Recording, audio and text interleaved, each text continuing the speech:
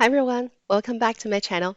So in this episode, I want to cover a request and not that common, but very powerful tool to address the statistical GL account booking. So what is that? Let's say you have headcount number for each department. And now we need to have traceability in Dynamics each month to see the headcount movement. That way you can run reports and calculate or make your analysis based on the headcount number. So with that being said, how can we record headcount or other statistical GL transactions in Dynamics? So what I'm going to show you in this episode, number one, I will walk you through the prerequisite configurations. And number two, I will show you some GL booking options so you can bring that to your customer and discuss the future outcome. And third point, I'm going to explain for those statistical GL account booking, what are the use case or business scenarios that may require this feature. All right, so with that being said, let's get started. First point, I want to show you the prerequisite. So let's consider the headcount GL account is similar to whatever other GL accounts. So currently we're having 6 digits or 7 digits main account number, but we can also create a statistical GL account just for square footage or for headcount. And now let me show you how to do that. So as part of the requisite, first I need to go to my main account page through General Ledger, and I'm going to move to the right. Let's find this main account. Okay, so typically you see the number digits, but for headcount, as I said, we can create a letter-based main account. So I have already created one. So let me filter on headcount. Okay, perfect. So from here, you see I have two accounts created, one called HC head account, and the other one is HC off, which means offset account. So now let's have a look. This head count, so this is my main account. I have my main account number. The name is similar to all other main accounts. So you just put the main account type. Here I put profit and loss. And very important and critical thing is this main account category. So by default, the system suggests a statistical category, so you can flag this main account as part of the statistical GL booking. And now I have scrolled down below, you see I have another related account, which is our offset account. So that's where you indicate the offset account we just created at the second place, right? So why we would need an offset account? So typically for a 6 or 7 digit main account, you will have on one side and the other side will be another account number to balance out. But since we're doing the statistical GL booking, the headcount doesn't really have a financial sense of offset. So in that case, we will create a separate statistical GL just to balance the transaction, right? So here, that's what you see HC off. Exact same thing when I click on this offset account, everything is the same, meaning I need to flag this account as statistical category. And that's pretty much everything you need to set. So typically, we can also have another pair of main accounts for square footage. So if you want to track some buildings, square footage based on their locations, you can use the same logic and concept. All right, now this is my first step of prerequisite, create a main account. Now the second step is I need to include those main accounts as part of my account structure. The ultimate goal is to be able to book a GL entry or GL journal using those statistical accounts. So that's why, as part of the prerequisite, we need to make sure the account exists and also is tied to account structure. So now let's have a look. Again, in the General Journal module, and I'm going to find my account structure. Now I can show you the statistical account structure I created specifically. And basically, I'm including this main account and offset account and making sure I put the relevant required value or blank allowed value under each financial dimension combination. So this is the exact same account structure definition that you would create for other main accounts, right? So once we have that ready, you basically completed all the prerequisites. Now, moving on, let me show you how we actually book a GL journal for this statistical account transactions. So I'm going to bring up an Excel sheet to show you some booking options. All right, let's have a look. So let's assume my scenario now is I'm having a HR team who prepares my headcount numbers on monthly basis.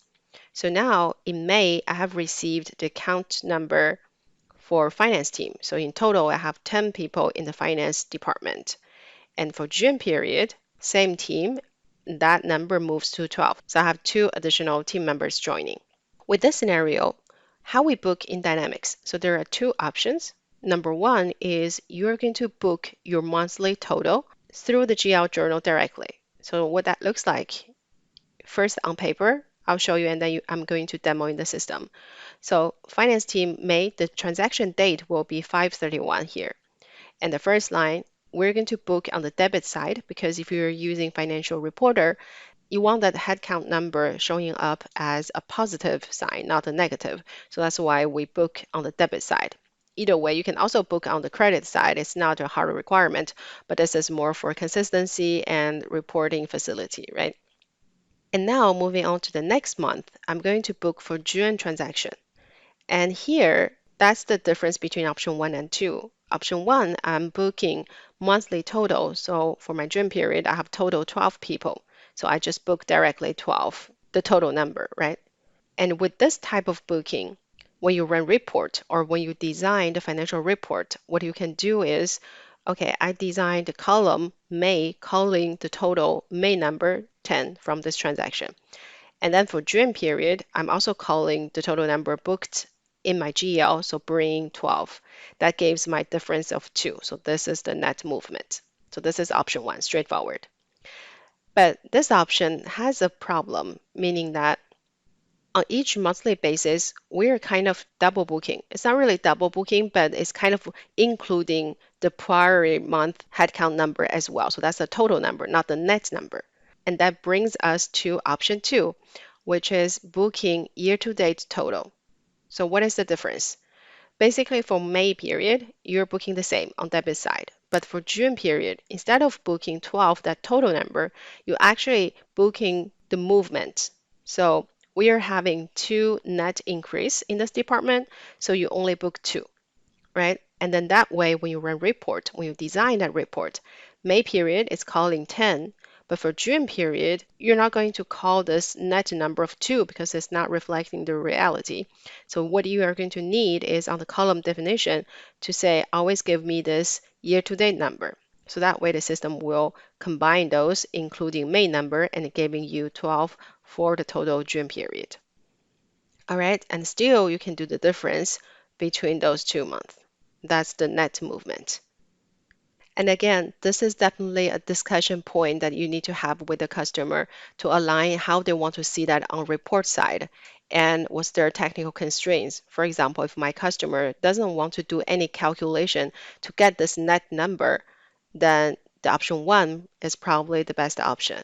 But let's say if HR team can definitely provide this net or monthly movement number from whatever HR report or portal, that way it might be better to use the option two because that way you really, accounting perspective, you have the net number or year to date total. You're not double booking everything. When you run a year to date, you always have the exact number. But when you go with option one and you run the year to date, the number is not going to be correct, right? It's going to be doubled every time. So again, this is a decision point. There is no pro or cons. It's more each option has their own benefit and drawback. So that's a client decision point. Now, coming back, we are having this design on paper. I'm going to show you in system how that looks like. Okay, so going back to Dynamics, what you're seeing here are two options. This is my option one, how I book that HR transactions. Again, this is a straight GL journal. You're going to pick that payroll or headcount journal name and get to the detailed lines. So the first line is recording the 5/31 May period.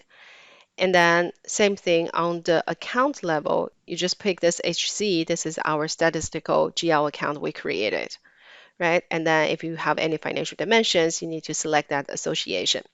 So typically you're using the department to record the movement for finance team, and then you may have for marketing team, etc., right? And then you can give a description for the May period, and you see the debit side. Now I'm booking 10 for the monthly total. And the second line is exact the same thing. The date is going to be for June period, and the total is increasing to 12. And by default, the offset account is the default account we associated previously. So I can scroll to the right to show you. Okay, here is our offset account, HCOFF. Okay, so this is our option one. And for option two, is exact the same thing. And the only difference is you see on the June period, instead of booking 12, I'm booking 2. All the other elements are the same. And again, a very useful tip I can give you is to suggest to the customer to give them a periodic journal template. That way they don't need to manually enter every time. So for payroll or for a headcount, the number typically doesn't change. I mean, the account combination, the headcount account plus financial dimensions, that will remain same. Mainly just the number movement on the debit or credit side, right? So if that's a decrease in headcount number, then it's going to be booked in the credit side. So just use a periodic journal template and then they can upload or modify directly on that journal. Okay, so now we have covered this two option booking, and let's talk about use case. Again, I'm going to come back to here. So we have the GL entry booked. So what are the scenarios that we would need those GL entries, right? So typically what I see, two use case. Number one is for your reporting. So for headcount, you want to have the monthly comparison and then get the difference total on monthly basis. And that way you can know for a specific profit or a cost center, you can analyze per head count what is the performance, right? This is more for financial analysis perspective to be reflected through a report. And the other use case is mainly for square footage. So let's say I have buildings, I need to pay rent, and then I need to use the allocation rules to allocate the cost per square footage. And same thing for headcount. You may want to allocate some specific cost into different departments using the headcount numbers. So since now we have those booked as a GL transaction with open balances, so that means you can set up an allocation rule calling directly those account balances and then allocate out based on the percentage. So this is typically the basis type of allocation method. Please comment down below if you want me to do another video explaining the allocation rules. I'm happy to share that. But basically, those are the two use cases, one for reporting, one for allocation. All right, so that's about everything I want to share in this episode. It's a very powerful tool, and feel free to reach out if you have any other good suggestions or any other questions. Thank you for watching. I'm going to see you in the next episode.